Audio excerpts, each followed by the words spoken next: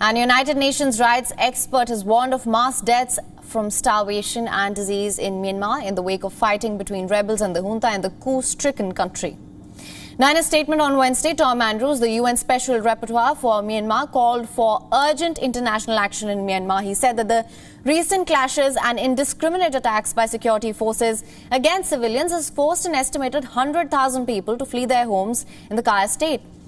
He warned that mass deaths could occur unless immediate action was taken. The plea came hours after the UN office in Myanmar said the violence in Kayah had displaced thousands who are now seeking refuge in forests in southern parts of the neighbouring Shan state.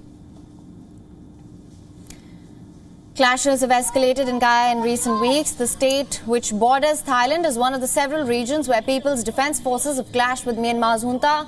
Locals have accused the military of firing artillery shells that have landed near villages, forcing them to fell into nearby forests. Now, according to reports, power has been cut in many areas and there's a shortage of food, shelter materials and petrol.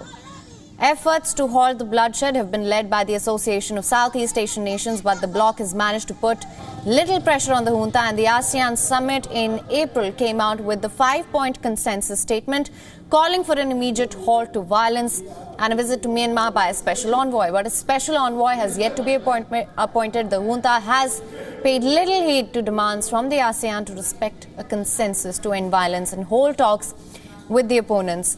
Myanmar has been in chaos since the military ousted Aung San Suu Kyi's elected a government in a February coup. They have accused the government of fraud during the 2020 elections. Now, daily protests have since taken place across the country and fighting has prevailed between the military and the armed ethnic minority groups. Rights groups say Myanmar security forces have killed at least 849 people since the coup and detained about 5,800 others. Clashes have escalated in recent weeks. The state, which borders Thailand, is one of the several regions where People's Defence Forces have clashed with the Myanmar junta.